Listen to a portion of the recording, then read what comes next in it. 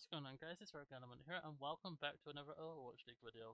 So we're going to be going over each of the playoff games in our own individual videos. And we're basically going to be breaking down both of the team rosters. If they played before, we're going to go over that, and basically how those games went, and if we can like glean anything from maybe how this game's going to go. Obviously we'll go over the form and then the power rankings, and then kind of wrap up and give an overall perspective of what we think is going to happen in this game, which we kind of did in the predictions video, but this is going to be a little bit more in depth. So, we're gonna start off by breaking down both of the rosters, and basically saying the strengths and weaknesses of each teams, maybe some strategies that they could exploit, some weaknesses in either teams. Which I think at this point there aren't really per se weaknesses in some of these teams because a lot of these teams are really strong. But I mean, for some of the games, like you Washingtons or Atlantas, there will Yeah, be yeah. inherent weaknesses. There are a couple of weaknesses, but I think for this game and say like the Glad's I think it's Glad's Fusion. Yeah, Glad's Fusion. There really aren't any weaknesses anymore because these teams proved that they are the premier teams in the league. So you kind of expect there to be almost very little flaws at the most. Yeah. So we're going to start off with the higher seed team, and we'll be doing that for each of the videos. So obviously Shanghai picked the Shock, going into this, and it's been branded as pretty much ego pick. But I've seen a couple of takes of people saying that this could be they've seen something in Shock that they think they're able to exploit, which I'm gonna see if you can spot in that team from what we've seen, because you're the Shock fan here. You probably know these players better than me. But if you were coming at this as like a Shanghai coach and you're looking at that Shock team, what weakness do you spot there? I think the two glaring weaknesses right now that I think they want to sort of pick on are FD God and Glister, and maybe Ons because Ons is still sort of kind of getting into that realm of being comfortable back in Owl. Um, Unfortunately, it came in really late, so it's kind of hard to get comfortable right as you're going into playoffs. But I think the thing, looking at it maybe from Shanghai's perspective, if it's clearly not just a revenge game, is maybe looking to exploit FD God and Glister, make FD God play a little bit more aggressive than Shock wants him to play, and try to force him into situations where you can just pick him off really easily and get the advantage right away. And then with Glister, maybe just pressuring Glister and making him panic a little bit because we've seen in the past, less now than when he first started playing, but we've seen him sort of go into panic mode really quickly if he gets pressured too much or loses his support really quickly. So it could just be they're trying to pressure out some of these panic moves and uh, the feed god himself. But I don't really know. I think this is more of a revenge game I think for that is Shanghai than anything else. Yeah, I think that is definitely why they did it. But I don't know. Coach Moon has he has experience in this league. He's clearly spotted something. I mean, he might not have. This could just really be, oh, shock me that they haven't looked so good this year. Let's pick them and beat them while they're down. Which it's easy to brand it at the start, and it probably is. But um, yeah, I'd say definitely FD God would be the weakness there, especially when you have a player like DJ Gone on the other team. I mean, we all remember the game where Lijiang Tower was branded DJ Gong Tower because of what he can do on Lucio. And I think Shock missing the X factor on Lucio like Moth. I'm not saying FD God is bad in a way, because he's not. Obviously, Shock picked him up from Paris for a reason, because their scouts saw that he had potential in him. But throughout the season, we've seen it that he will go off on his own adventure and end up dying because he thinks he can take something on and he actually can't. He needs the support of his team there. So I think out of anything, that would be maybe what they spotted, but also Shanghai know what Glister can do. They know his capabilities. They played against him all last season when he was on London, because London was in APAC last season, so they know exactly what these new additions to Shock. Well, maybe not FD God, but like for Glister, they know what this new addition is going to do for the team and what his capabilities are. They kind of had that Hmm. read on him, and for the rest of the team, I mean, Nero, they played against him last year as well because he was on the charge. Right. Really the only like new thing that this Shanghai team doesn't know how to face is FD God, and they can just look back, go over and look at previous tapes about from the season and see what his weaknesses are, and then they're pretty much in the Hmm. same position they were last season. In the sense that yeah, they lost 3-2 last season. It's unfortunate. Um, they almost brought back the Rivers 3 falling on Busan, but I think learning from that and realizing, okay, this is pretty much we know what this team is capable of, even down to most of their new additions. Hmm. Um, so from a Shanghai perspective, I think even though they've played some of these teams that are in this bracket, Shock may still be a lesser of evils. Um, from the pure fact that they know how these players play, they know what they want to do. So going into this, flipping the script over, what do you think Shock could see in this Shanghai team? Because we pretty much know that it's going to be the regular starters, you know, Fleta, Fate, Void, Izuyaki, Lip, DJ Gong. They've been the same six starters all year. I mean, they've experimented with others, but I really don't think they're going to at this point. It's going to be the six throughout the playoffs. Hmm. It's gonna I be hard, right? Yeah, it's gonna be hard. I think they did a good job. The same way if you look at the Toronto VOD, they did a phenomenal job against Shock did a phenomenal job against Toronto, shutting down the Zenyatta. I'm not saying, you know, Izayaki isn't infinitely a better Zenyatta than Lastro, but Lastro was still a pretty damn good Zenyatta. And Shock's ability to shut him down so quickly and make him basically a non-factor for like 2 maps is something that I don't think we can take advantage of. I think that's something that they have to look at. They have to look at playing Nero Glister on that Symmetra comp, where they keep Symmetra the whole time and just make it a living hell for Izayaki. You have to pressure the Zen more than anything on this team, basically, because that is their win condition. Having Izayaki out of every fight can really help. We saw it against Toronto. They can do it again if they just play Rhine Rush, which is something they're very comfortable with. Because I think basically on everything else, I really think Shock can beat most of these players, maybe except Void and um, you know, Void and Fate. But I think they can go toe to toe with most of these other players if they're playing to their strengths. I, I just think you need to get Izayaki and make him a non-factor.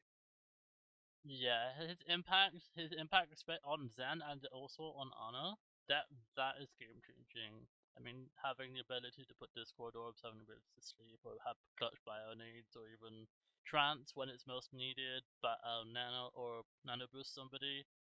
He is often sat in the backlines, and they're going to need to play Broly to be able to break him down and to be able to get to him. If not, they're gonna have to play, like you said, Symmetra or some kind of Sombra, maybe Sombra Tracer comp to get in on him. But the one worry of Shock going for the Reinhardt comfort pick, so to speak, is what happens when Shanghai play Bull, and then that they play like we know how they can play Bull, and we know that they are the master of the Bull comp, and that the Bull comp is often better than the Reinhardt comp. We've seen it time and time again. I mean, not that I'm comparing Shock to Atlanta at this point, because we haven't really had any experience of Shock going up against this ball composition that has become so meta from the Eastern team specifically. But Right. going off of the example of Atlanta, who also played the same comps that Shock played basically to the T, they have been exploited on so many levels, Yeah. like on just on the hero level, and not even saying on the skill level. I think they may have to mirror them in some respect, or maybe even go over.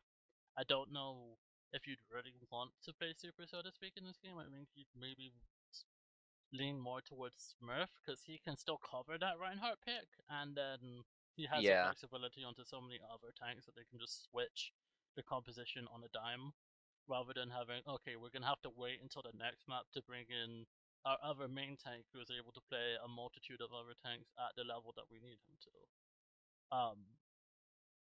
So yeah, it's gonna be an interesting one to see how these teams come out, what they strategize. I mean, there are so many different eventualities that could happen here, and Mhm. obviously, you know our predictions. Those are on the channel. Obviously, if you haven't checked this out, please do check this out. Shameless plug. But um, yeah, the last obviously we've touched on it briefly, but the last time these two teams faced was winners finals in 2020, and that went the way of the Shock. In it was a pretty close game. The last two maps were dominant on either side. Obviously, we know these are map picks, so it's gonna be the higher seed Yeah. team winning the first map because it's their map pick, and then from there on. What was interesting to me about this game is Hollywood would have been Shanghai's map pick, and Shock held them to 2 points, and they fully completed the map. So even on Shanghai's picks, they can still cause trouble, and that's Mm. not normally what you see in these kind of or loser pick situations. Because the loser pick, they go onto their favorable map, and then they dominate because they know the strategies that they want to run and how they want to execute it. So Right. I'm not really.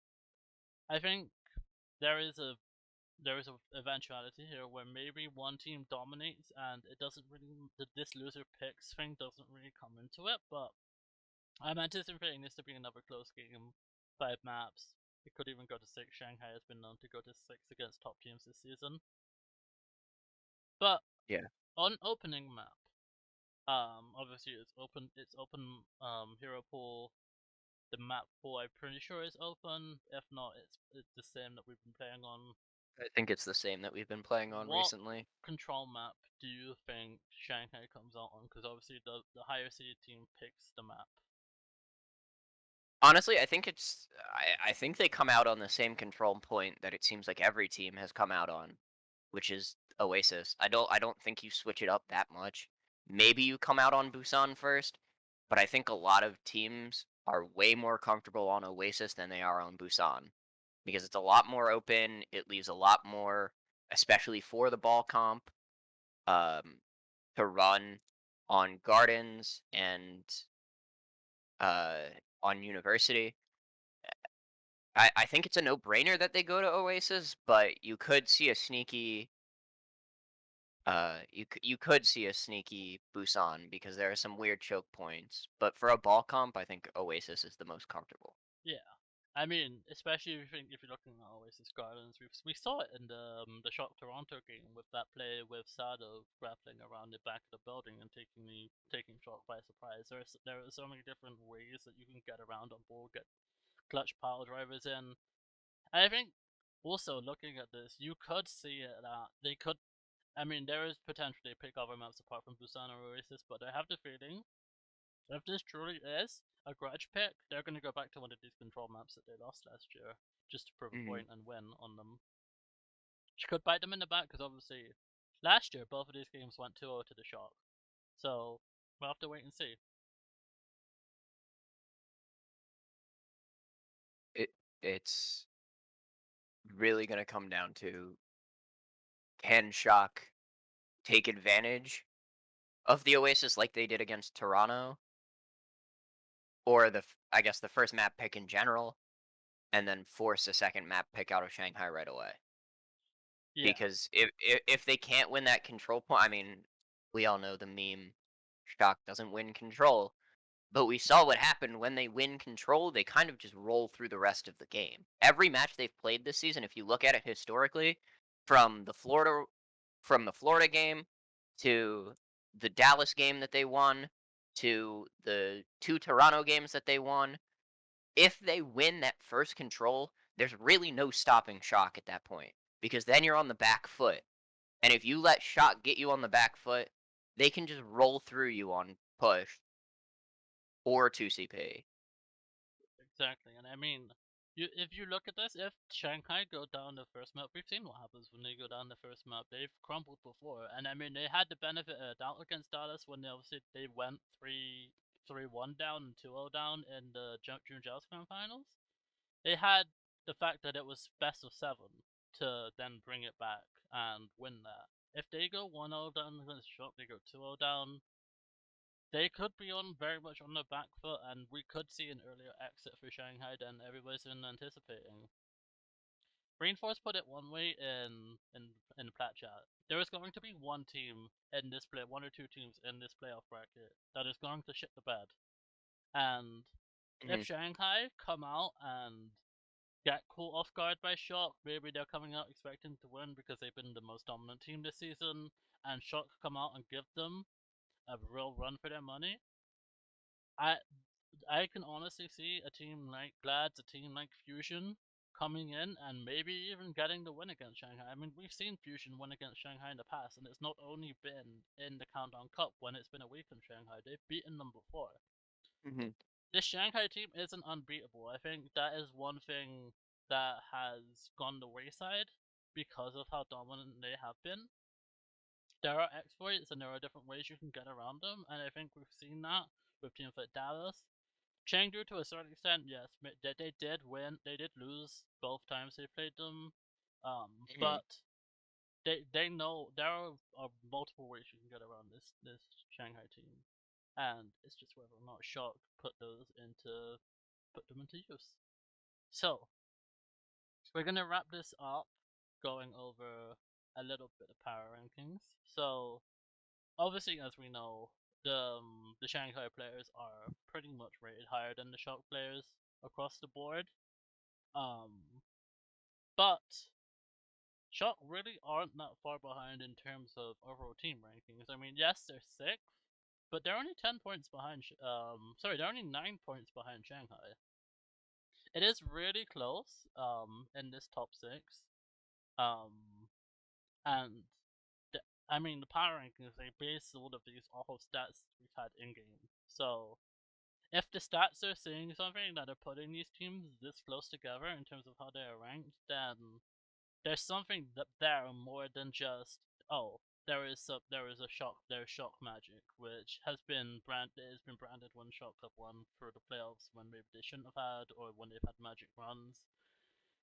There is Mhm. something in this Shock team that the stats are picking up that I don't think a lot of people are picking up, and I mean as a team, because obviously we know they aren't ranked the highest in terms of individual roles, but as a unit, there's something that these for power rankings have picked up on that I think has gone mostly under the radar because of the narrative of oh Shock can't do it anymore.